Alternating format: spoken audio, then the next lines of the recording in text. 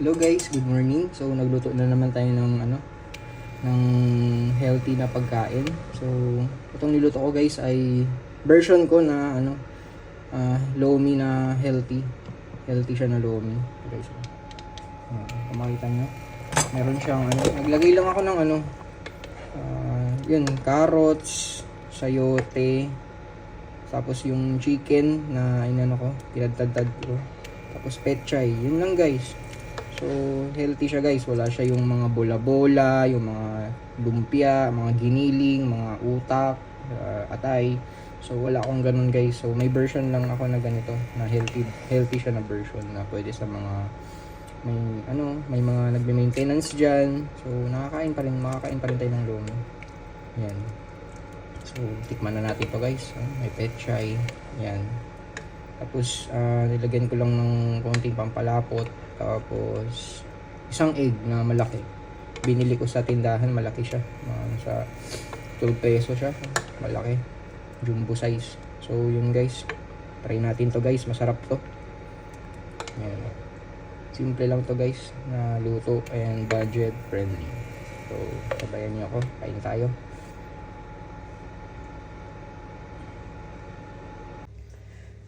So, magandang umaga mga kasama. So, weekend na naman. Pahinga tayo. Patapos ng isang linggong trabaho. So, salamat sa Diyos at binigyan tayo ng pagkakataon makapagpahinga para makapag-recharge. Yun. So, guys, ito yung healthy version ko na lomi. So, lang siya, simple lang siya, guys. Wala siyang mga high cholesterol. So, try natin. Yan. So, kung nagki-crave kayo ng yung ibang tao dyan, nagki-crave kayo ng lomi, tapos ayaw nyo kumain kasi nga, yung mga rekado dun is mga pork, mga pang high blood. So, ito, try nyo tong version na to. Okay ito, guys.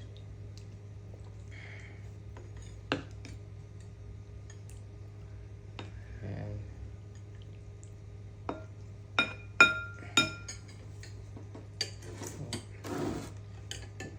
Kain tayo. Hindi ko na rin siya masyadong pinalapot talaga. Hindi ako mahilig sa masyadong malapot na lomi. Yung lang, katamtaman lang. Yung lomi kasi sa amin sa probinsya, hindi kasi ako taga Batangas eh. Sa Zamboanga kasi yung lomi na luto doon. Lang siya, yung semi lang yung pagkalapot niya, light lang.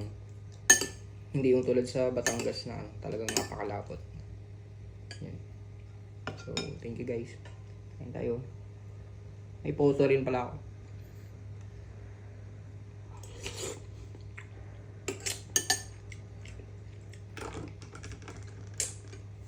Sarap. Sarap siya guys. Promise. Try nyo tong version na to.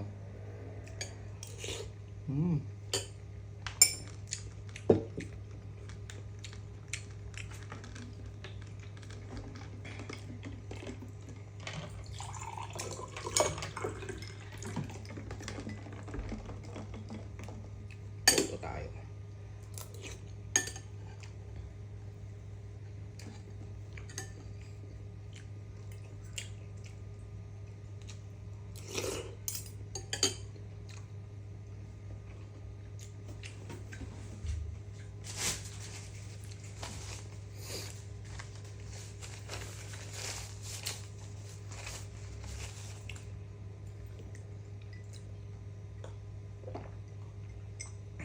So, kumusta naman yung nyo guys? Yung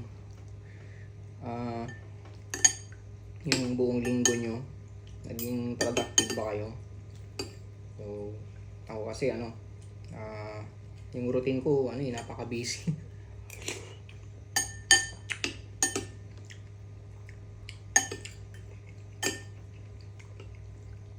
Naawa ako sa mga anak ko, tsaka sa misis ko kasi pagpapasok ako ng work,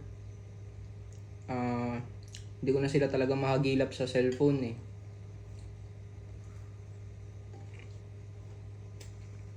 Hindi ako makakapag-cellphone ng maayos guys kasi sa duty namin.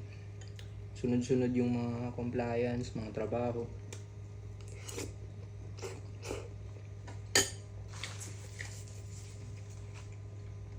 sabayan mo pa yung may mga tawag. May mga sunod-sunod na tawag din. Yun, mga ilang oras, mga ilang minuto naman may tawag. Iba na naman yung compliance doon. Tapos mga after ano na naman, may tawag na naman. Ganun. Pero ganun lang guys, gawin lang yung ano. Gawin, sabi nga nila, gawin, sumunod lang at gawin lang yung anong pinapagawa para hindi magka-problema. Yun lang.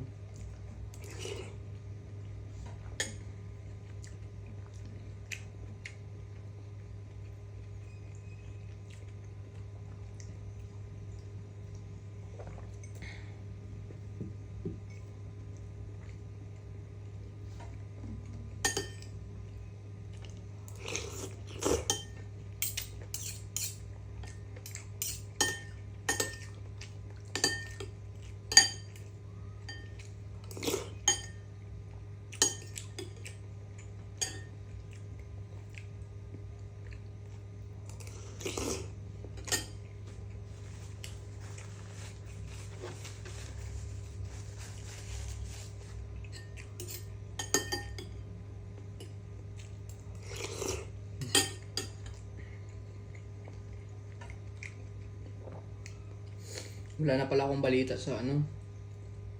Hindi ko na nasubaybayan yung impeachment trial ni BP, Inday Sara. So try ko na lang mag-review sa YouTube, panoorin ko ulit. Pero guys, no, tingnan nyo yung naano ko lang siya sa news na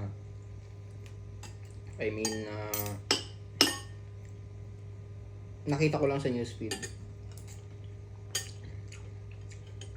Ni-request ng defense is naghiling yung defense ni Inday Sara na budgetan naman yung meal allowance nila, yung pagkain nila doon ba sa hearing. Tapos parang Senate President Gatchalian, sabi niya ay ano,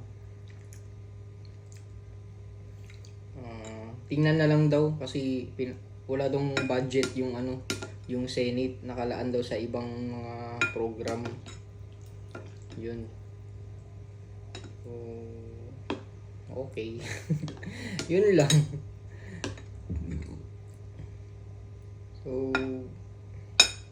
ano lang guys, Senate na yun guys ha, isa sa pinaka mataas na ano, ahensya sa Pilipinas, yung Senado. Tapos wala kayong budget sa mga simple budget lang na ano. Kahit pwede mo naman iserve na 100 peso budget lang na meal eh. 100 peso package lang yun. May rice, may dalawang ulam. Tapos sinasabi nila na malaki ang nagagastos nila bawat hearing, yung pondo. Umaabot daw ng milyon-milyon every hearing. Saan pupunta yung pera? Yun doon lang naman sila. Kuryente. Ano pa? Maintenance ng facility. Ano pa? Yun.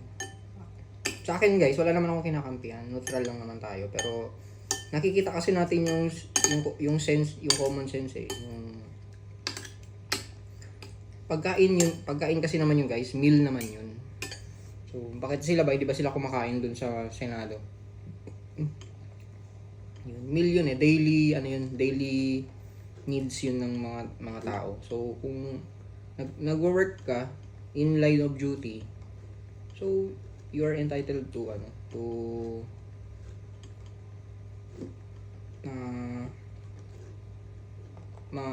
ma-accommodate yung meal allowance nyo doon. Kasi, trabaho nyo yun eh. Hindi naman kayo nagpunta doon lang para mag-food trip, mag-ano lang. Pati, accountable yun ng Senate talaga na mag-serve doon, magpakain, siyempre.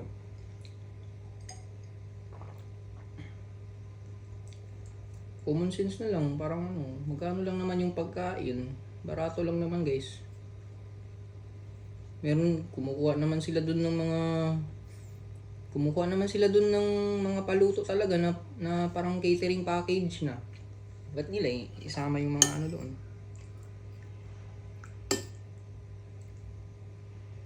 Baka kasi hindi ko lang din alam. Ayaw ko na magsalita.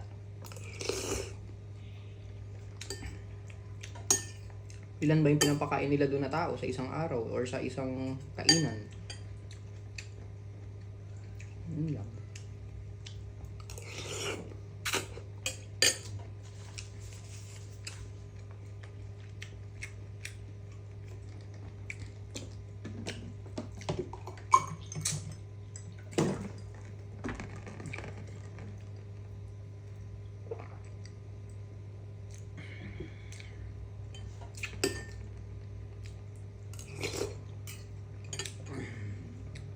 Sarap. Sarap siya guys. Try nyo tong luto na to. So, yun lang. Hanggang dito na lang ako guys. Tatapusin ko na dito. Para maubos ko na to. So, thank you guys. Ingat kayo dyan sa mga magsisimba, magpapasyal, magpapahinga sa bahay, ano pang gagawin. Yun, mag road trip, mag food trip. So, ingat kayo dyan. Regards na lang sa inyo. And continue to watch my vlog. Huwag niyo kalimutan mag-subscribe. Thank you po.